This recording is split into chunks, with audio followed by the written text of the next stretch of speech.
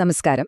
ഇന്ന് നമ്മൾ ഖുറാനിലെ വളരെ പ്രധാനപ്പെട്ട, അതേസമയം നമ്മൾ പലപ്പോഴും ശ്രദ്ധിക്കാതെ പോകുന്ന ഒരു ആശയത്തെക്കുറിച്ചാണ് സംസാരിക്കാൻ പോകുന്നത്. പ്രത്യേകിച്ച് ഇന്നത്തെ ഈ ഡിജിറ്റൽ ലോകത്ത് നമ്മൾ അറിയാതെ തന്നെ ഭാഗമായി പോകുന്ന പല തെറ്റുകളെക്കുറിച്ചും നമുക്കൊരു ഉൾക്കാഴ്ച തരാൻ പോകുന്ന ഒരു ചിന്തയാണിത്. അപ്പോ ഈ ഖുറാൻ വചനം എന്താ പറയുന്നത്? പരമകാരുണികന്റെ ദാസന്മാർ, അതായത് അള്ളാഹുവിന്റെ യഥാർത്ഥ അടിമകൾ, അവർ വ്യാജത്തിന് സാക്ഷി നിൽക്കില്ല. ഇനി വല്ല അനാവശ്യ കാര്യങ്ങളും നടക്കുന്ന സ്ഥലത്തുകൂടി പോകേണ്ടി വന്നാൽ തന്നെ വളരെ മാന്യമായിട്ട് അങ്ങ് ഒഴിഞ്ഞു മാറിപ്പോകും. ഇതൊരു സാധാരണ കാര്യമല്ല, വളരെ ഉയർന്നൊരു സ്റ്റാൻഡേർഡാണ് ഇവിടെ വെക്കുന്നത്. വെറുതെ പാപം ചെയ്യാതിരിക്കുക എന്നതിലപ്പുറം നമ്മുടെ ഒരു നിലപാടിനെക്കുറിച്ച്, നമ്മുടെ ഒരു സ്വഭാവത്തെക്കുറിച്ചാണിത് സംസാരിക്കുന്നത്. അതെ, ഇത് നമ്മൾ സാധാരണ കരുതുന്ന പോലെ വലിയ പാപങ്ങളെക്കുറിച്ചു മാത്രമുള്ള ഒരു താക്കീതല്ല, അല്ലേയല്ല. മറിച്ച് നമ്മുടെയൊക്കെ ഡെയിലി ലൈഫിലെ കാര്യങ്ങളെക്കുറിച്ചാണ്. നമ്മൾ പുറത്തിറങ്ങുമ്പോൾ എങ്ങനെയാണ് പെരുമാറുന്നത്, എന്തിനൊക്കെയാണ് നമ്മൾ കണ്ണടയ്ക്കുന്നത്, അല്ലെങ്കിൽ മൗനമായിട്ടൊരു സമ്മതം കൊടുക്കുന്നത്, എവിടെയൊക്കെയാണ് നമ്മുടെ ഒരു സാന്നിധ്യം കൊണ്ട് ഒരു തെറ്റിനെ നമ്മൾ ഇല്ലാതാക്കാൻ ശ്രമിക്കുന്നത്, അല്ലെങ്കിൽ അതിനെ കൂട്ടുനിൽക്കാൻ വിസമ്മതിക്കുന്നത്, ഇതിനെക്കുറിച്ചൊക്കെയുള്ള ഒരു ഓർമ്മപ്പെടുത്തലാണ് ശരിക്കും ഈ വചനം. അപ്പോൾ ഇതാണിതിലെ ഏറ്റവും നിർണായകമായ കാര്യം. ഇത് നമ്മൾ ചെയ്യുന്ന പാപങ്ങളെക്കുറിച്ചല്ല, മറിച്ച് നമ്മൾ സാക്ഷ്യം വഹിക്കുന്ന പാപങ്ങളെക്കുറിച്ചാണ് സംസാരിക്കുന്നത്. അതായത് നമ്മുടെ വ്യക്തിപരമായ കാര്യങ്ങളിൽ നിന്ന് മാറി സമൂഹത്തിൽ നമുക്കുള്ള ഒരു ഉത്തരവാദിത്തത്തെക്കുറിച്ചാണ് ഇത് ഓർമ്മിപ്പിക്കുന്നത്. ഒന്നാലോചിച്ചു നോക്കൂ, നമ്മുടെ കൺമുന്നിൽ ഒരു തെറ്റ് നടക്കുമ്പോൾ നമ്മൾ അതിൽ ഭാഗമാവുന്നില്ല, ശരി, പക്ഷെ വെറുതെ മാറി നിന്നാൽ നമ്മുടെ ഉത്തരവാദിത്തം തീർന്നോ? ഖുർആനിലെ ആ വചനത്തിൽ ഉപയോഗിച്ചൊരു വാക്കാണ് അസ്സുർ അഥവാ അസ്സുർ. എന്താണ് ഈ വാക്കിന്റെ യഥാർത്ഥ അർത്ഥം? നമുക്കതിലേക്ക് ഒന്ന് ആഴത്തിലിറങ്ങിച്ചെല്ലാം. നോക്കൂ, അസൂർ എന്ന് പറഞ്ഞാൽ വെറുമൊരു നുണയല്ല, അതൊരു സാധാരണ കള്ളമല്ല. മറിച്ച് ഏത് അസത്യമാണോ ഒരു അനീതിക്ക് കാരണമാകുന്നത്, അതാണ് അസൂർ. അതായത് ഒരു നുണ കാരണം ഒരാൾക്ക് ഒരു ദ്രോഹം സംഭവിക്കുന്നു, ഒരു അനീതിയുണ്ടാവുന്നു എങ്കിൽ ആ നുണയാണ് അസൂർ. പണ്ഡിതന്മാർ ഇതിന്റെ ഏറ്റവും ഗൗരവമേറിയ ചില രൂപങ്ങൾ എടുത്തു പറയുന്നുണ്ട്.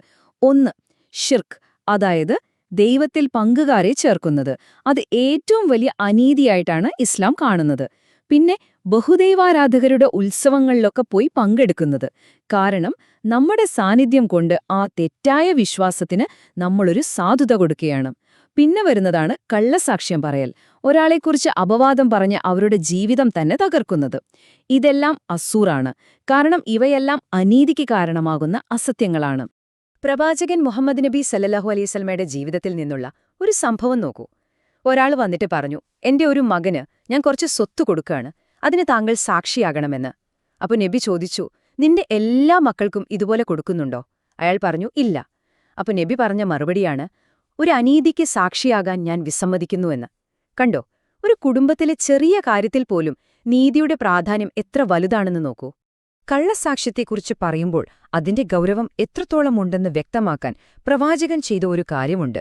അദ്ദേഹം അനുചരന്മാരോട് സംസാരിച്ചുകൊണ്ടിരിക്കെ ചാരിയിരിക്കുകയായിരുന്നു.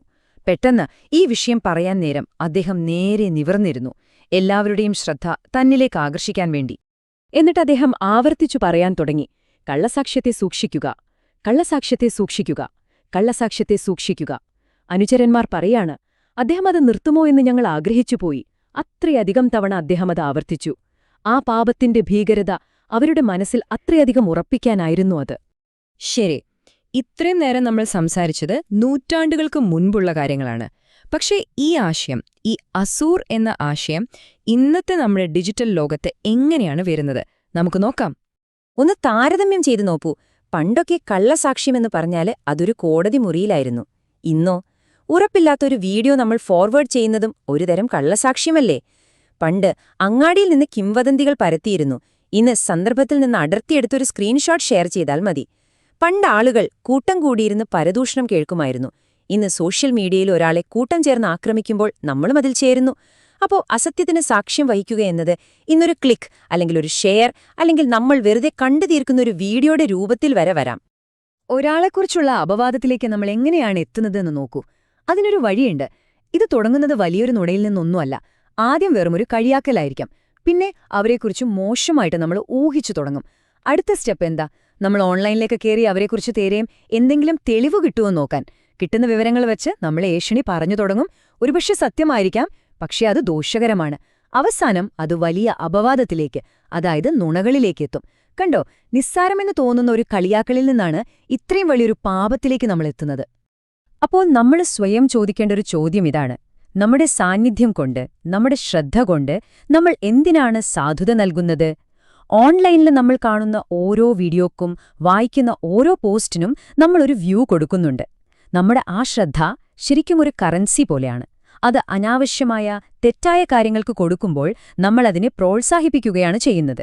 ശരി, ഇങ്ങനെയുള്ള സാഹചര്യങ്ങൾ നമ്മുടെ മുന്നിൽ വരുമ്പോൾ, ഈ അനാവശ്യ സംസാരങ്ങളോ പ്രവർത്തനങ്ങളോ കാണുമ്പോൾ നമ്മൾ എന്താണ് ചെയ്യേണ്ടത്? ഖുർആൻ തന്നെ അതിനൊരു വഴി പറഞ്ഞു തരുന്നുണ്ട്: മാന്യമായി കടന്നുപോകുക എന്ന്. അതെങ്ങനെയാണ് പ്രായോഗികമായി ചെയ്യുക? മാന്യമായി ഒഴിഞ്ഞുമാറുക എന്നു പറഞ്ഞാൽ പല രീതിയിലാവാം.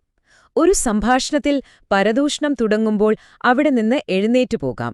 ഒരു വിഷം ചീറ്റുന്ന വാട്സാപ്പ് ഗ്രൂപ്പിൽ നിന്ന് ലെഫ്റ്റ് അടിക്കാം. കിംവദന്തികൾ ഫോർവേഡ് ചെയ്യാതിരിക്കാം. ആരെങ്കിലും പരദൂഷണം പറയുമ്പോൾ വിഷം മാറ്റാൻ ശ്രമിക്കാം. അല്ലെങ്കിൽ നമ്മുടെ മുഖത്തൊരു അസ്വസ്ഥതയെങ്കിലും പ്രകടിപ്പിക്കാം. കാരണം നമ്മുടെ മൗനം പലപ്പോഴും ഒരു സമ്മതമായി തെറ്റിദ്ധരിക്കപ്പെടാം. ഒരു തിന്മ തടയാൻ പറ്റിയില്ലെങ്കിൽ മനസ്സുകൊണ്ട് വെറുക്കണമെന്നാണ് പ്രവാചകൻ പഠിപ്പിച്ചത്. മനസ്സുകൊണ്ട് വെറുക്കുക എന്നു പറഞ്ഞാൽ അവിടെ തന്നെ ഇരുന്ന് എല്ലാം കേട്ട് ആസ്വദിക്കുക എന്നല്ല, ആ സാഹചര്യത്തിൽ നിന്ന് പൂർണ്ണമായി വിട്ടുനിൽക്കുക എന്ന് തന്നെയാണ് അതിന്റെ അർത്ഥം. ഇതാണ് ഇതിലെ ഏറ്റവും പ്രധാനപ്പെട്ട ഒരു പാഠം. ഒരുപക്ഷേ നമുക്ക് ചുറ്റുമുള്ള ലോകത്തെ മുഴുവൻ നന്നാക്കാൻ കഴിഞ്ഞെന്നു വരില്ല. പക്ഷേ ആ ലോകത്തിലെ ചീത്ത കാര്യങ്ങൾ കൊണ്ട് നമ്മൾ കളങ്കപ്പെടാതിരിക്കാൻ നമുക്ക് തീരുമാനിക്കാം. അതിൽ പങ്കാളിയാകാൻ വിസമ്മതിക്കുന്നതിലൂടെ നമ്മുടെ വ്യക്തിപരമായ ധാർമ്മികത, നമ്മുടെ മാന്യത നമ്മൾ സംരക്ഷിക്കുകയാണ്. നമുക്ക് ഈ ഒരു ചോദ്യത്തിൽ അവസാനിപ്പിക്കാം. ആളുകൾക്ക് നമ്മുടെ കൂടെ ഇരിക്കുമ്പോൾ നമ്മുടെ സാന്നിധ്യത്തിൽ തെറ്റുകൾ ചെയ്യാനോ മോശം കാര്യങ്ങൾ പറയാനോ ഒരു മടിയുമില്ലെങ്കിൽ അത് നമ്മളെക്കുറിച്ച് എന്താണ് പറയുന്നത്? ഒന്നാലോചിച്ചു നോക്കൂ.